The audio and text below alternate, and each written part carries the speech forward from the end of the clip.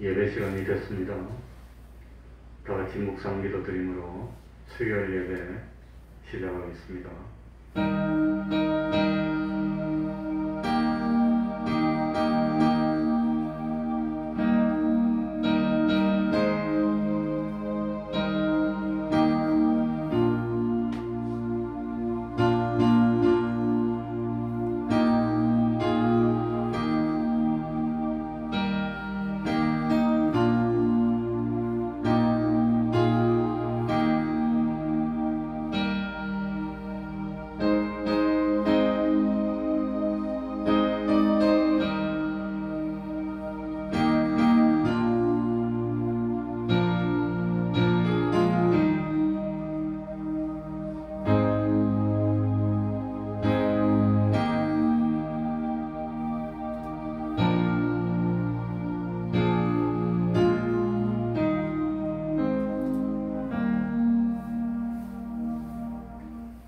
하나님 아버지, 이 시간에도 저희들을 하나님의 전으로 불러주시고 또 이렇게 정한 시간 정한 장소에 모여 예배드릴 수 있는 은혜 베풀어 주셨으니 진실로 감사드립니다.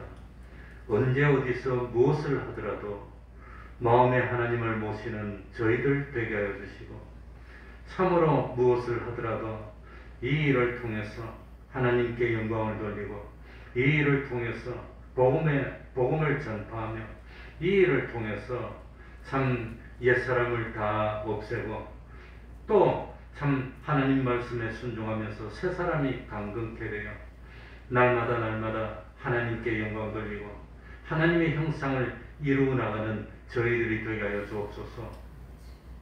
참으로 우리 속에 있는 죄의 요소들을 하나둘 꺾어 극복하게 하여 주시고 또 참 하나님을 향한 그 소망이 온전히 우리를 주장하고 움직여서 어려움이 있더라도 참고 견디고 또 참 하나님의 말씀을 준행하여 우리 하나님 기쁘시게 함으로 하나님이 주시는 그 은혜와 축복을 받고 소망 가운데 기쁨으로 현실을 살아가는 저희들이 되게 하여 주옵소서.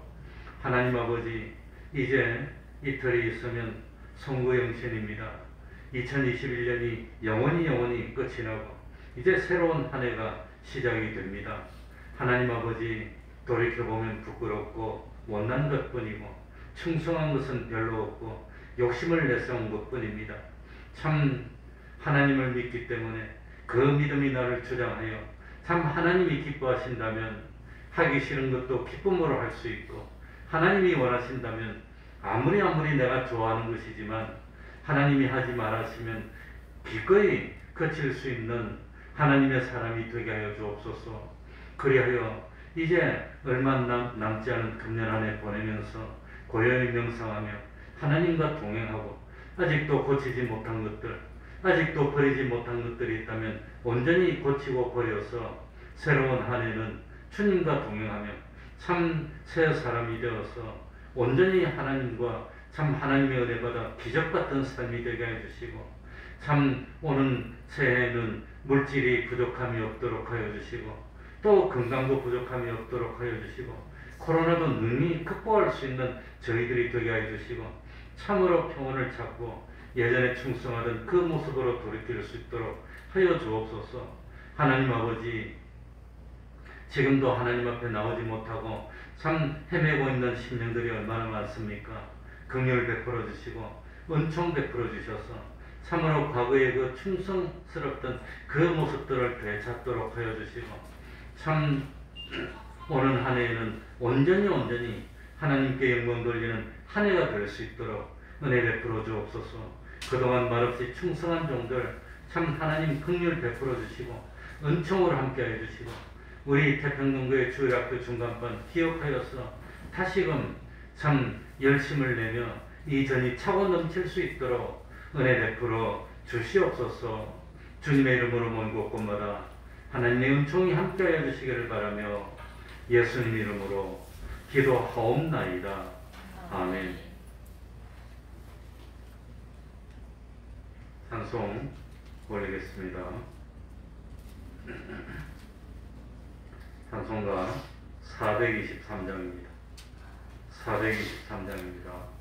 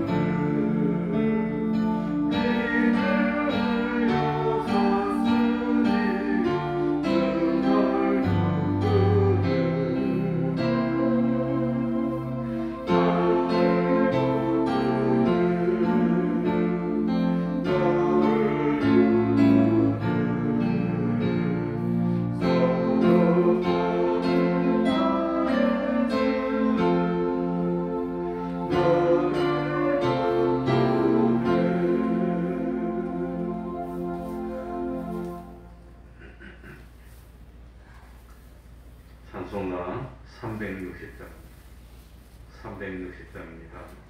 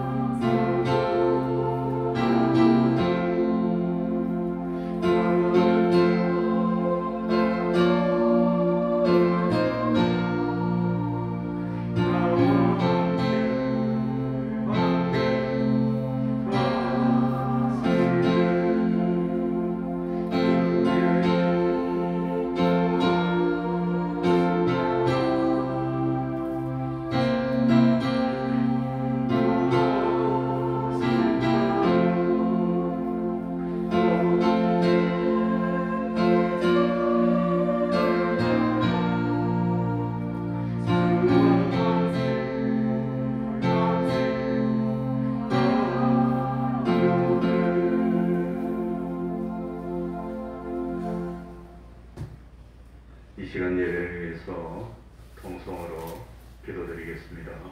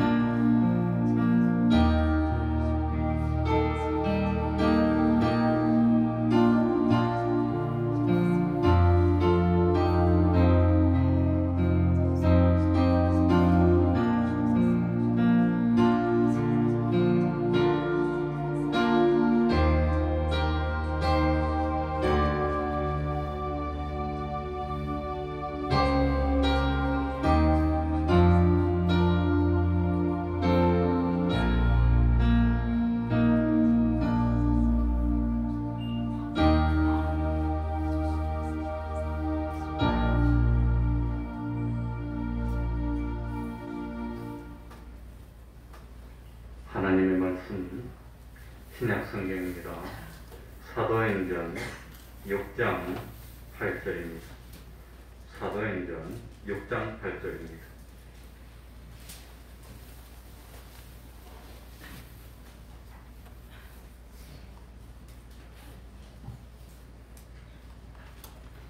사도행전 6장 8절입니다. 제가 읽겠습니다. 스데반이 은혜와 권능이 충만하여 큰 기사와 표적을 민간에 행하니 리브디노, 구레네인, 알렉산드리아인, 길리기아와 아시아에서 온 사람들의 회당이라는 각 회당에서 어떤 자들이 일어나 스데반으로 더불어 변론할세. 스데반이 지혜와 성령으로 말함을 저희가 능히 당치 못하여 사람들을 가르쳐 말시키되 이 사람이 모세와 및 하나님을 모독하는 말을 하는 것을 우리가 들었노라 하게 하고 백성과 장로와 서기관들을 충동시켜 와서 잡아가지고 공회에 이르러 거짓 증인들을 세우니 가로되 이 사람이 이 거룩한 곳과 율법을 거스려 말하기를 마지 아니하는도다. 그의 말에 이 나사렛 예수가 이옷을 흘고 또 모세가 우리에게 절하여 준 규례를 고치겠다 함을 우리가 들었노라 하거늘 공회 중에 앉은 사람들이 다 스데반을 주목하여 보니 그 얼굴이 천사의 얼굴과 같더라. 아멘.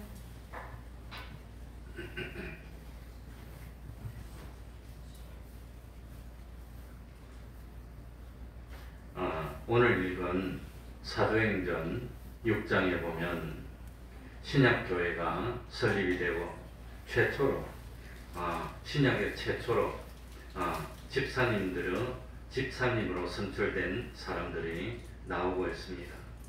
그래서 성령과 지혜가 충만하여 칭찬을 듣는 사람 7을 택해서, 그러니까 주님의 몸된 교회가 세상에 시작되면서 최초로 집사님 7분을 세웠다는 것을 알 수가 있습니다. 그리고 그 집사 중에 한 사람인 스데반에 대한 이야기가 8절부터 나옵니다. 8절에 보면 스데반이 은혜와 권능이 충만하여 큰 기사와 표적을 민간에 행하니, 그러니까 스데반의 복음 전하는 것을 방해하려고 많은 바리새인들과 언쟁을 벌입니다. 그런데 스데반에게 지혜와 성령이 충만하니까 아무리 말을 하더라도 스데반을 당할 수가 없게 됐습니다. 그러니까 이 스데반을 잡아서 죽이려고 했습니다. 그래서 스데반을 잡아가지고 공회 앞에 끌고 와서 거짓 증인을 세웁니다. 그리고 이후에 스데반은 공회 앞에서 최후 변론을 하다가 마침내 돌에 맞아서 죽음으로 순교를 합니다. 그런데 이 죽음을 앞둔 스데반의 얼굴이 15절에 보면 15절 끝에 보면 뭐라고 했지요? 스데반의 얼굴이 무엇의 얼굴 같더라? 천사의 얼굴. 천사의 얼굴. 그래서 이 참 우리들도 참 이렇게 큰 그야말로 일을 앞두고 얼굴이 일그러지거나 표정이 좋지 못하거나 그러지 않고 천사의 얼굴을 가질 수 있는 우리가 되어야 된다고 하는 겁니다. 그러니까 참 어떻게 하면 우리가 믿음의 향취를 뿌리고 참 믿는 사람으로서 아름다운 모습을 나타내며 누가 보더라도 천사의 얼굴이라고 하는 것은 얼굴이 아름답다, 얼굴이 잘생겼다 그런 의미가 아니라 얼굴을 보니까 얼굴이 온화하고 화를 내거나 역정을 내거나 일그러진 그런 얼굴이 아니라 참 환영하고 기뻐하는 그런 얼굴이 돼서 어떤 사람이 보더라도 참 부담이 없이 다가가서 함께할 수 있는 그런 얼굴이라는 뜻입니다. 그러니 천사의 얼굴이니까 최고로 뛰어난 스데반은 남자인데 그럼 참 어떤 이쁜 얼굴 그런 뜻은 아닙니다. 그러니까 어떻게 하면 우리들이 천사의 얼굴이 될 수 있겠습니까? 그러니 참 요즘처럼 눈도 좀 크게 하고 동양 사람들 비하하는 제일 큰 방법이 눈을 이렇게 찢어지게 하는 거랍니다. 동양 사람들이 눈이 동그랗지 않고 좀 찢어지게 보인답니다. 서양 사람들은 대체로 눈이 좀 동글동글하게 보이고 이제 그러니까 참 이렇게 할까 저렇게 할까. 그러니 우리들도 잘 아는 이탈리아의 유명한 화가인 레오나르도 다빈치가 그린 그림 중에 제일 유명한 게 이 최후의 만찬이라는 그림입니다. 이 최후의 만찬은 예수님하고 12제자들이 삥 둘러 앉아서 만찬을 하는 그런 그림인데 이 화가의 고민이 뭐였나? 이 사람들의 얼굴을 어떻게 그릴 건가? 그게 제일 고민입니다. 그래서 이 참 지어낸 말이지 아니면 진짜인지 모르지만 이 화가가 고민하면서 다른 사람의 얼굴들은 그냥 그랬는데 예수님의 얼굴을 누구의 얼굴을 예수님으로 그려야 되냐 이걸 고민을 했답니다. 그래가지고 예수님의 얼굴에 모델이 되는 사람이 찾고 다니다가 그래가지고 참 드디어 찾아서 예수님의 얼굴과 제일 가까운 그야말로 천사의 얼굴 같은 욕심이 있는 얼굴도 아니고 야망에 찬 얼굴도 아니고 아주 순전한 얼굴을 찾아서 예수님의 얼굴을 그렸답니다.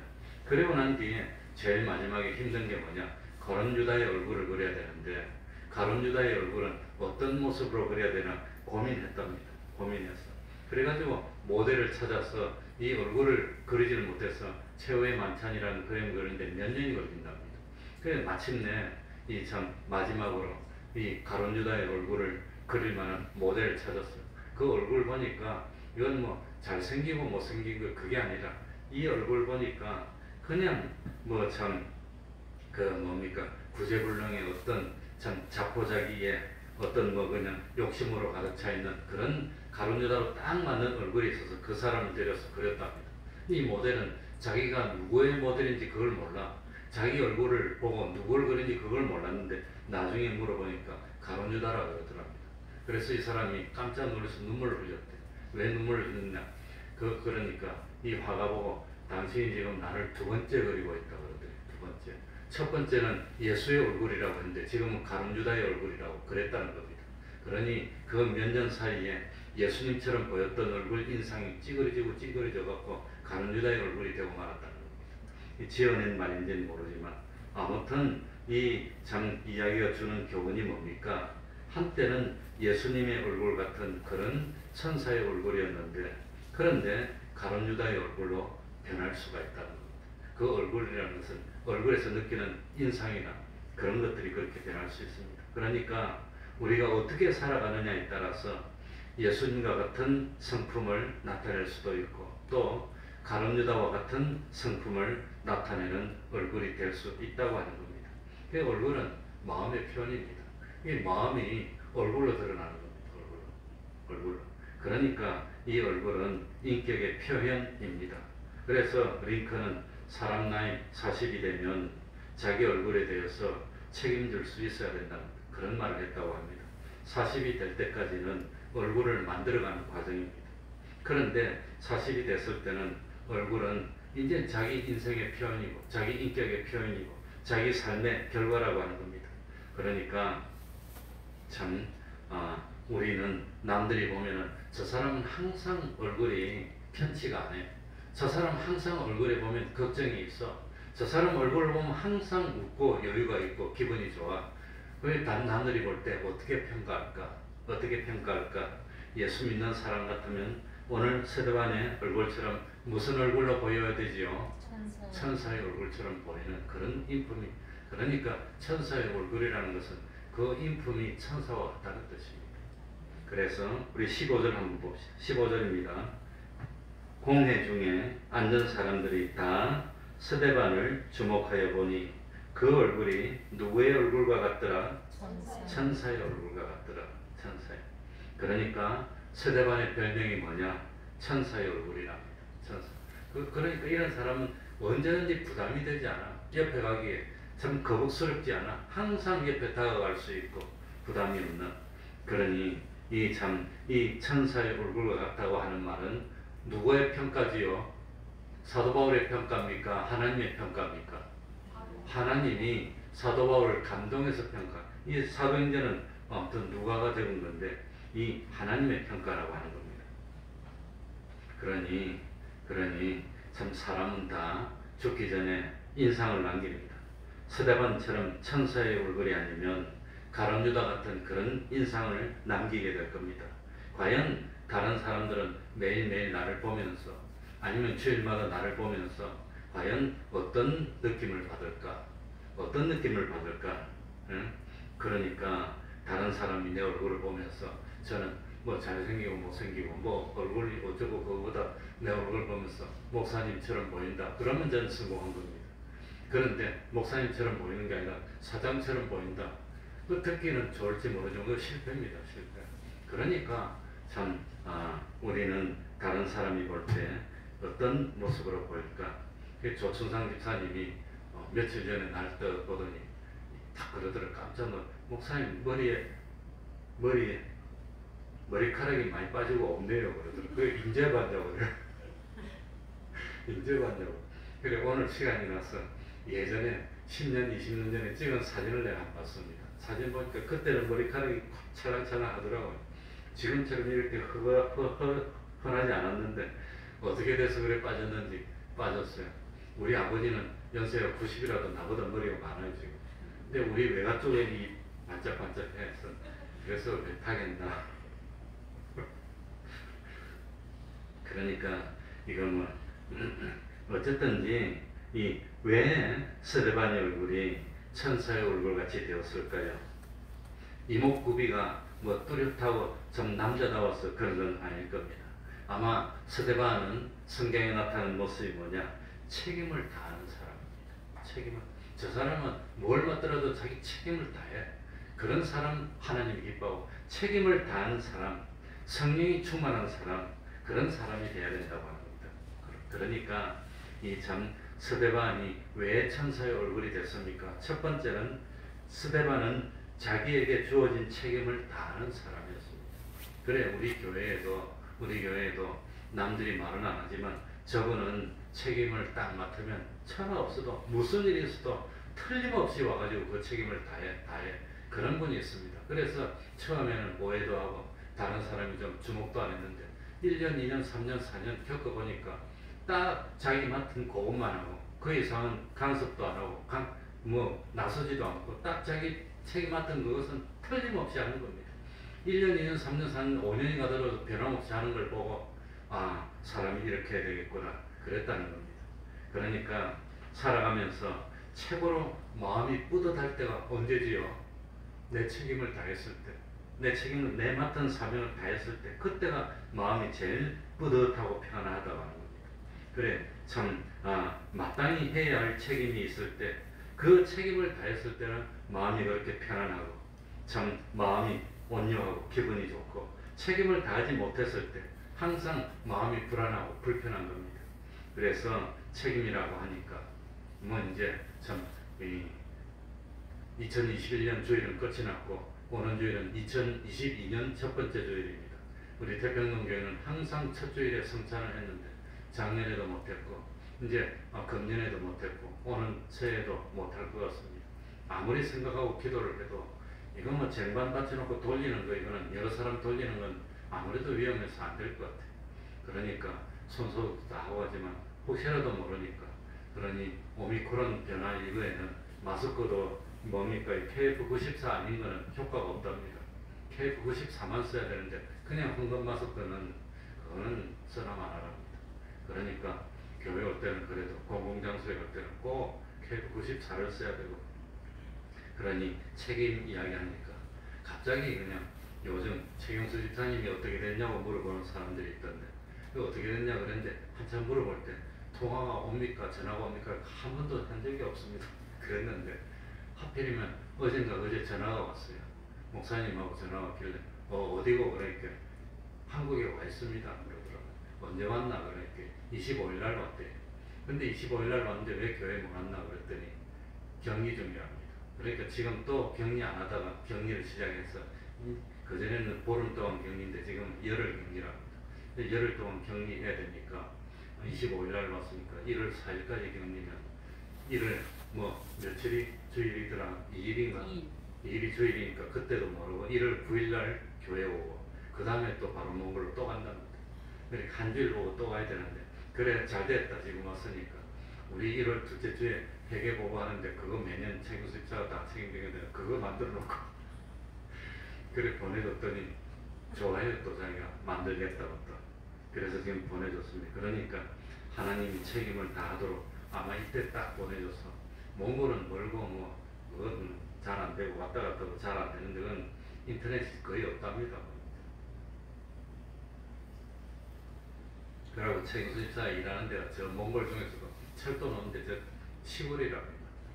그래서 그건 잘 안 되는데 어쨌든지 참 책임을 다했을 때 내가 맡은 책임 내 위치를 다했다고 생각하면 그렇게 마음이 뿌듯하고 기쁠 때 얼굴이 천사의 얼굴처럼 된다고 하는 겁니다. 그런데 스데반에게 주어진 책임이 뭐였을까요? 사도행전 6장 전반부에 보면은 이 초대 예루살렘 교회에서 최초 집사님 7분을 선출한 내용이 나옵니다. 그런데 이 참 스데반에게 주어진 첫 번째 책임은 교회의 직사직분을 감당하는 겁니다. 그래서 저 사무실 입구에 보면 집사의 자격이라는 걸 프린트해서 붙여놨습니다.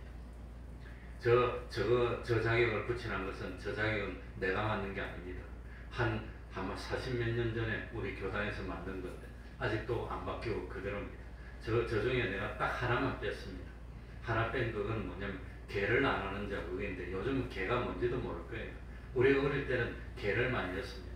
그래가지고 사람들이 30명 40명 모여서 돈을 이렇게 내가지고 만들어서 개돈을 한 사람 주고 이런 거 하다가 개가 터져서 나중하고 그래서 우리 예수 믿는 사람은 개하지 마라 그랬는데 지금은 그게 다 없어진 것 같아서 그거 하나만 빼고 나머지는 우리 전통적으로 지키던 집사의 자격이 있습니다. 그러니까 집사라면 적어도 어느 정도를 갖춰야 집사라고 할 수 있나 하는 것은 우리 교단에서 만든 겁니다. 그러니까 집사의 책임 중에서 제일 먼저는 뭐냐? 사도들을 보좌하는 겁니다. 요즘 말하면 목회자를 보좌하는 겁니다. 그러니 사도들이 참 교회 이런저런 일을 신경 쓰면 복음 전파를 못하니까 사도는 특별히 12명밖에 없습니다. 아무튼 그 사도들이 복음 전파에 전념할 수 있도록 사도의 뒷바라지를 다 해주는 역할을 집사님들이 했다고 하는 겁니다. 그리고 그거 말고 또 한 가지 중요한 책임이 있는데 그게 뭐냐? 복음 전하는 책임입니다. 복음.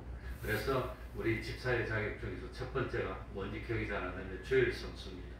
그리고 저기 보면 그 자격 중에 또 하나는 뭡니까? 이 믿음의 열매가 있어야 돼요. 자기가 전도해서 전도해가지고 교회 다니는 그런 열매가 있어야 됩니다. 열매. 가족이라도 괜찮고 식구라도 괜찮고 아무튼 그런 전도의 열매가 있어야 집사 자격이 된다고 하는 겁니다. 그러니까 이 집사님들의 첫 번째는 교회를 잘 관리하는 것이고 두 번째는 복음을 전하는 책임입니다. 그러니까 이 예수님이 성천하실 때 예수님을 믿고 따르는 모든 제자들에게 또 모든 성도들에게 땅끝까지 가서 내 증인이 되어달라는 게 그게 주님의 참 지상 명령입니다. 그러니까 이 스데반은 예수님의 지상 명령에 수행하기 위해서 복음을 들고 거리로 나가서 복음을 전합니다. 열심히 복음을 전했습니다. 그런데 스데반 때나 지금이나 다름없이 복음만 전하면 그렇게 반대를 해요. 왜 그렇게 반대를 하는지 모르겠어요. 복음 전하는 게 나쁜 것도 아니고 그냥 예수 믿어서 같이 구원받자고 하는 거 그걸 참 전하는 건데 그렇게 반대가 많고 핍박이 많고 옛날이나 지금이나 그래서 스데반도 고난을 받게 됐습니다. 그래서 복음을 전했더니 이 바리새인들이 대제사장들이 뭡니까? 이 중상모략을 합니다. 그런데 이 참 중상모략을 해서 드디어 스데반이 공의 앞에 가서 재판을 받습니다. 재판을 받는데 재판받는 이 원인이 뭐냐? 복음을 전했다는 겁니다. 이 복음을 전했다는 그것 때문에 재판을 받는데 오늘도 성경에 보니까 13절에 보시기 바랍니다. 재판하는데 누구를 세웠지요? 13절에 보시니까 무슨 증인? 거짓 증인을 세우는 겁니다. 옛날이나 지금이나 거짓 증인을 세워요.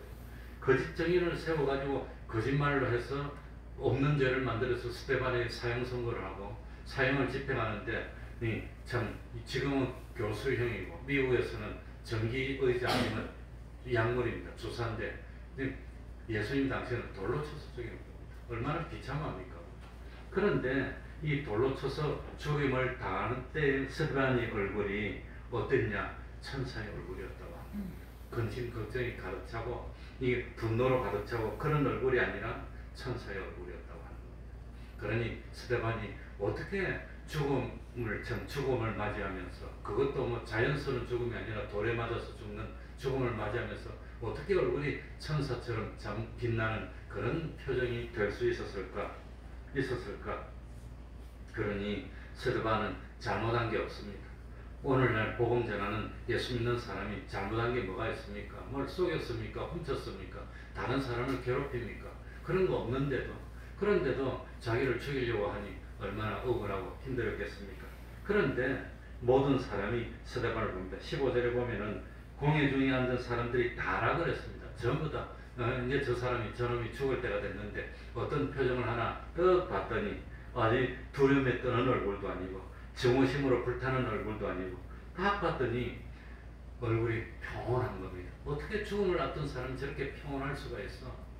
보통 사람 같으면 억울하니까 분노로 차서 부르르 떨면서 그냥 이빨을 악물면서 죽든지 아니면 두려움에 차가지고 그냥 눈이 두려움에 떨면서 죽든지 그런데 그런 게 아니라 참 돌에 맞아서 죽으면서 얼굴이 천사처럼 온화한 얼굴이 돼서 죽음을 받아들이더라고 하는 겁니다. 이 스데반이 이 참 천사의 얼굴을 가질 수 있었던 비결이 무엇일까요? 이 스데반은 마음속에 내가 생명을 바쳐서라도 하지 않으면 안 돼. 이런 내 인생을 바칠 만큼 귀중한 일이야. 그런 사명감을 가지고 하나님이 나에게 주신 사명에 나는 참 충성을 다해서 하는 그런 마음으로 차 있었기 때문에 기뻤다는 겁니다. 정말 나는 살면서 인생을 바칠 만한 중요한 일이 뭘까요? 내 인생을 전부 다 쏟아 넣어도 부끄럽지 않고 후회되지 않은 그런 일이 뭘까요? 그런 일이 뭐겠습니까? 돈 버는 겁니까? 아니면 다른 거 하는 겁니까? 하나님이 나에게 주신 그 사명을 감당했을 때 그때가 제일 기쁘다고 하는 겁니다. 그래서 저도 한때는 유학 가려고 수속을 다 하다가 마지막에 참 내가 포기하고 안 간 그 미국의 웨스트민스터라는 그런 유명한 신학교가 있습니다. 웨스트민스터 신학교는 우리나라로 말하면 서강대학 같이 조그마한 데인데 장로교로는 전 세계에서 제일 참 수준이 좋은 그런 학교입니다. 그런데 이 웨스트민스터를 창설한 멤버 중에 한 사람이 그레샴 메이첸이라는 교수가 있습니다. 메이첸.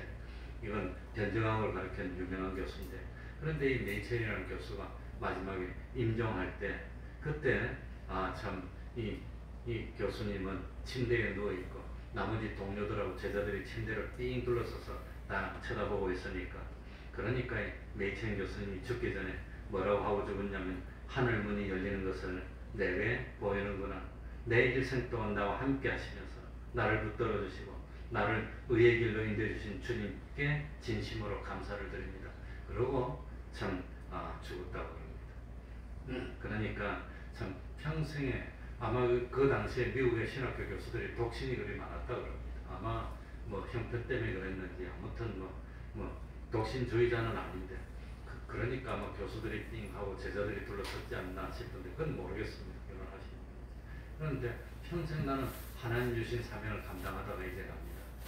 그리고 뭡니까, 종교개혁을 했던 그 칼빈은 마지막에 죽을 때 이 침대에 누워 있는데 제자들하고 동료들이 다 보고 있는데, 이 칼빈은 뭡니까, 그 현재에 원하는 장차 우리에게 나타날 영광과 좋게 비교할 수 없다, 그 말을 몇 번이나 암송하다가 죽음을 맞이했다고 합니다. 그거 또 암송하고 안 좋으니까 또 암송하고 또 암송하고 그러고 죽음을 맞이했다고 합니다. 그러니까 스데반의 마음속에도 하나님께서 나에게 주신 사명, 내가 생명 바칠 만한 가치 있는 그 사명, 그 책임을 완수하고 복음을 전하다가 승려로 갑니다 하는 그런 기쁨이 있었기 때문에 죽음을 맞이하면서 천사의 얼굴이 되지 않았을까. 그러니까 우리 사람들에게는 사명감이 있어야 됩니다. 사명감. 하나님이 나에게 주셔서, 하나님이 이 교회에서 나는 이 일을 하라고 나한테 사명을 줬어. 그러니까 남들은 모르지만 나는 어쩌든지 이 일을 통해서 성화를 이루고 이 일을 통해서 내가 구원을 이루겠어. 그런데 일본 사람이 쓴 책 중에 뭡니까, 성자가 된 청소부라는 책이 있습니다. 그 사람은 아마도 그 책을 내가 다 보진 않았는데 아마 청소하는 일을 사명감으로 여기고 그거 하면서 성자가 됐다고 하는 겁니다. 그러니까 사람마다 다 사명이 있습니다. 아무튼 그 사명. 그러니 나는 지금 이 일을 통해서 하나님께 영광을 돌리고 있다.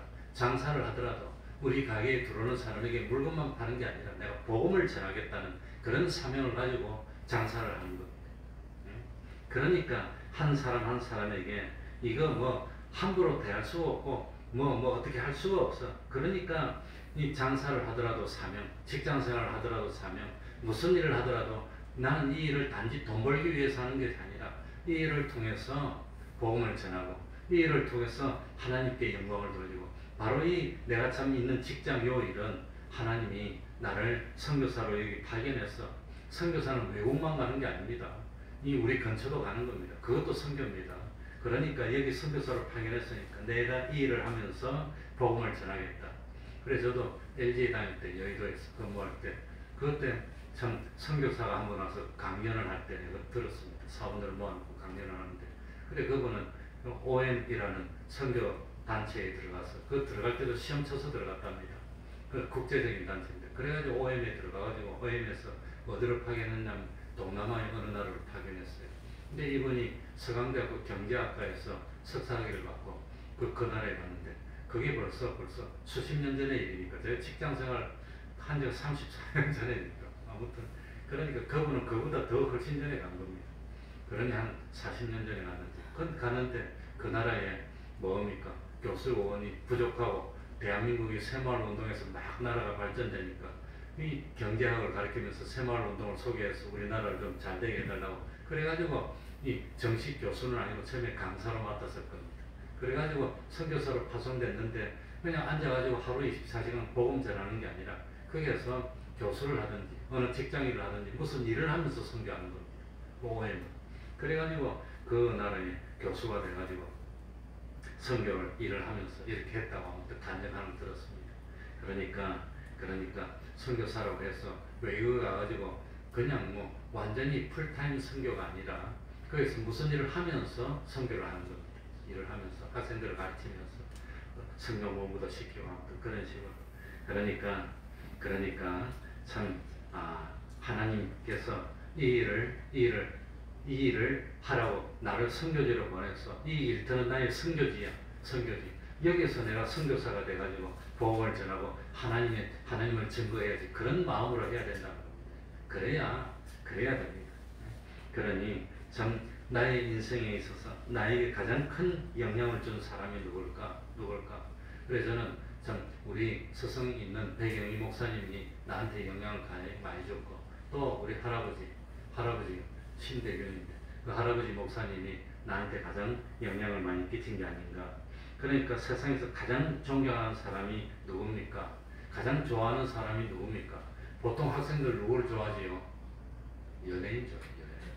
그러니까 자기가 좋아하는 연예인에 대해서 모든 걸 다 알고, 그리고 그 연예인이 무슨 옷을 입으면 그것도 따라 입으려고 하고, 뭐 하면 뭐 따라 하려고 하고, 그러다 보면 좋아하는 사람은 닮게 되는 겁니다. 그러니까 나는 불만이 뭐냐? 우리 대한민국의 매스컴이나 TV 같은 데서 쓸데없는 연예인 안 보여줬으면 좋겠어. 자꾸 그 사람들이 뭐 결혼했다, 이혼했다, 뭐 했다. 그런 걸 왜 보여줘, 그런 걸. 자꾸 그런 거 따라 하잖아요. 따라. 그리고 그런 사람이 옷도 입으면 협찬해가지고 감히 내가 돈 주고 못 사 입는 그런 좋은 옷을 입고 자꾸 나오니까 그런 옷 입고 나오는 걸 보고 허영심이 커가지고 자꾸 그런 거 입으려고 따라하다 보니까 장사는 될지 모르지만 아이를 자꾸 허영심으로 따라해서 못 쓰게 만드는 거예요. 그러지 말고 좀 성실한 사람이나 다른 그런 사람을 좀 많이 보여주지. 꼭 그런 걸 보여줘. 그러니까 자라는 학생들에게 자꾸 그런 연예인, 어떤 뭐 가수 뭐 이런 것만 자꾸 심어줘가지고 쓸데없는 거나 따라하게 만들고 미래를 다 망치고.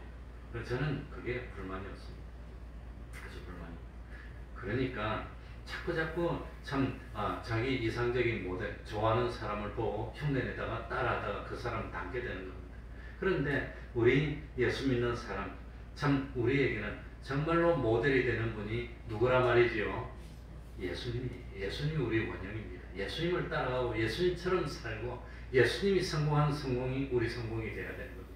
그래서 예수님은 하나님 보좌 우편에 앉았고 모든 영광을 받았는데 우리도 예수님 보좌 우편에 앉을 수 있는 예수님을 우리 모델로 삼아야 된다고 하는 겁니다. 그래서 예수님은 아니지만 예수님을 닮은 스데반 같은 사람이 예수님의 얼굴, 천사 얼굴 같은 그런 인격이 됐다고 하는 겁니다.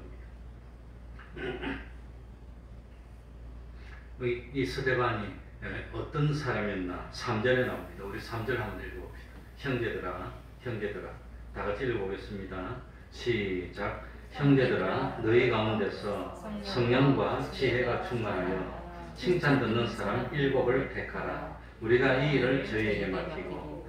그러니까 이 집사님을 뽑는데 이 스데반은 어떤 사람입니까? 여기 보니까 성령과 지혜가 뭐하여? 충만하여. 지혜가 충만하고 성령이 충만한 사람이었다는 겁니다. 우리가 어떤 사람이 되어야 되지요? 지혜가 충만하고 성령이 충만한 것. 지혜의 근본이 뭐라 그랬지요? 뭐가 지혜의 근본이지요? 하나님을 뭐하는 거? 경외하는 거. 하나님을 두려워하고 하나님을 인정하고 하나님을 두려워하니까 하나님 앞에서 조심하고 삼가고 죄를 짓지 못하겠어. 말도 조심해야 되겠어. 운전을 혼자 하실 때도 과속하지 마시기 바랍니다. 왜? 나 혼자 하는 게 아니라 내 옆에 안 보이지만 누가 계셔요? 예수님이 계시고 하나님이 계신데. 그러니까 교회에서 집사님이나 목사님을 태우고 같이 운전하면 난폭하게 합니까? 점잖게 합니까? 그러니까 내가 혼자 운전하더라도 혼자 운전할 때 자기 인격이 다 드러나는 거예요. 그 운전하더라도 옆에 누가 계셔요? 우리 주님이 계신다고 생각하고 운전한다면 그게 성령이 충만하고 참 지혜가 충만하다고 하는 겁니다. 그래서 이 스데반은 성령이 충만했기 때문에 죽음의 순간에도 하늘을 보니까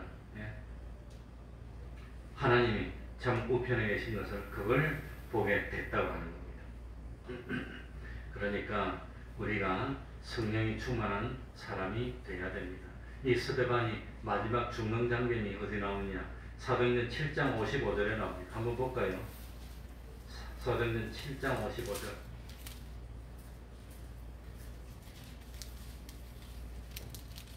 7장 55절.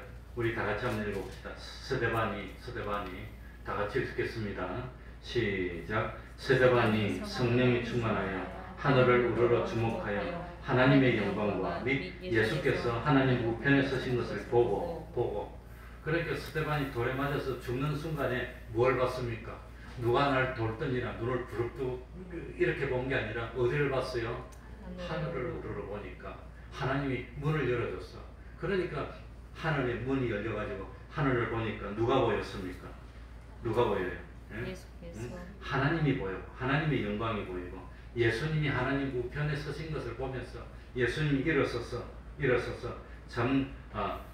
영접하고 그래서 스데반이 주님을 보면서 주님께 달려가면서 생명을 거뒀다고 합니다. 그러니까 천사의 얼굴처럼 됐어요. 그러니 우리들도 참 이 성령이 충만한 사람이 되어야 됩니다. 그러니 성령이 충만한 사람이 되려면 어떻게 하면 될까요? 왼쪽으로 한 장 딱 넘기면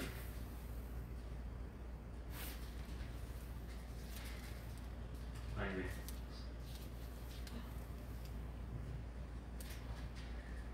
왼쪽으로 한 장 넘기면 사도행전 5장 32절에 봅시다. 어떤 사람에게 성령을 주시나 사도행전 5장 32절 이거 읽고 마치겠습니다. 시간이 가서 사도행전 5장 31절 다 같이 읽겠습니다. 우리는 다 같이 읽습니다. 시작. 우리는 이 일의 증인이요 하나님이 자기를 순종하는 사람들에게 주신 성령도 그러하니라 하더라. 성령을 누구에게 줬죠? 하나님이 자기를 뭐하는 사람들에게 순종하려고 마음의 준비가 되어 있는 사람에게 성령을 주는 겁니다. 그래서 성령이 오면 권능을 받게 되고 그 권능을 가지고 하나님의 말씀을 순종하고 이렇게 순종하는 사람이 성령이 충만한 사람이 되고 성령이 충만한 사람이 되니까 마지막에 하늘 문이 열리고 죽으면서 나는 죄가 없는데 왜 죽어야 됩니까? 그러면서 죽었습니까? 하나님을 보면서 스데반이 마지막에 죽을 때 무슨 말을 남겼지요?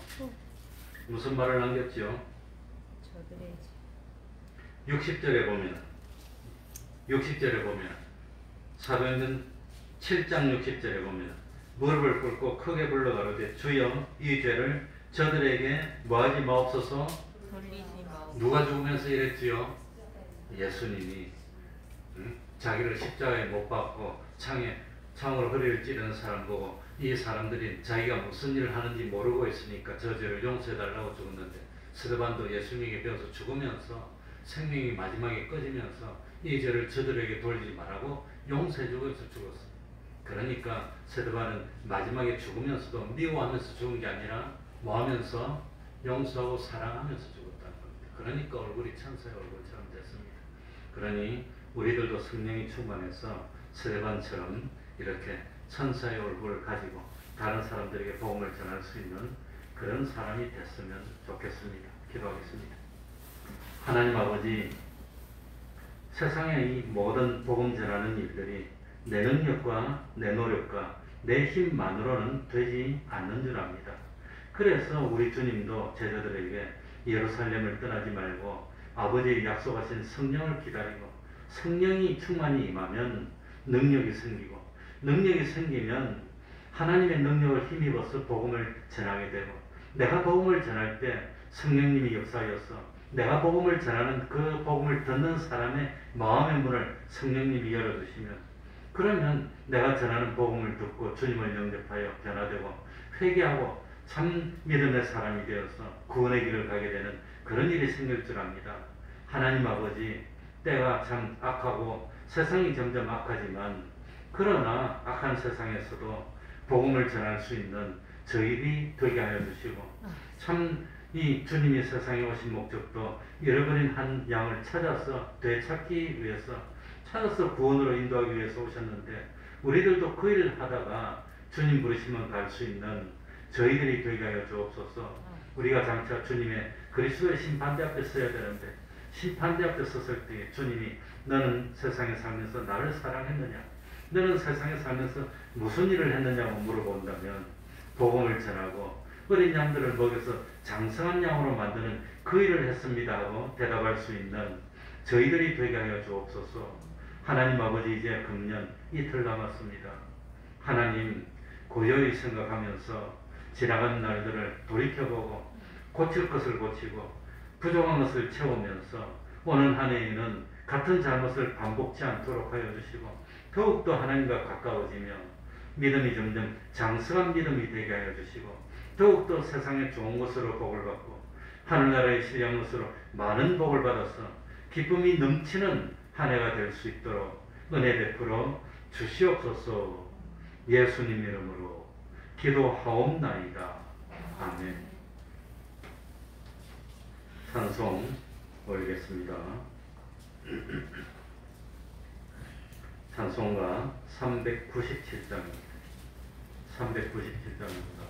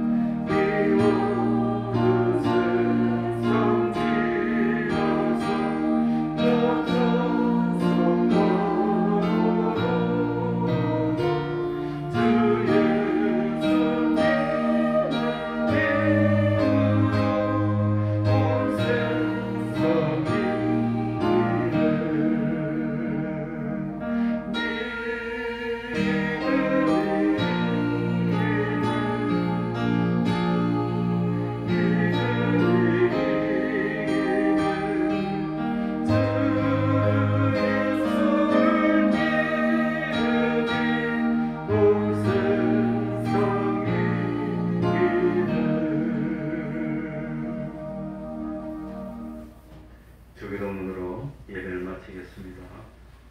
하늘에 계신 우리 아버지여, 이름이 거룩히 여김을 받으시오며 나라의 임하옵시며 뜻이 하늘에서 이룬 것 같이 땅에서도 이루어지이다.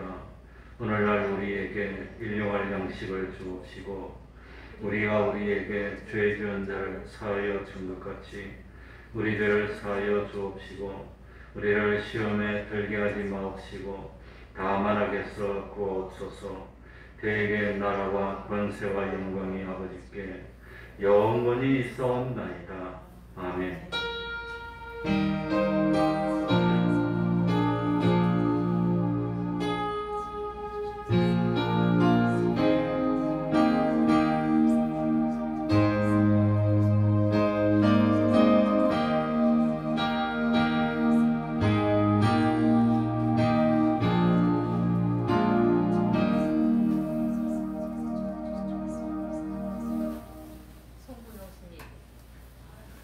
송구 영신 예배는 금요일 11시부터 있습니다.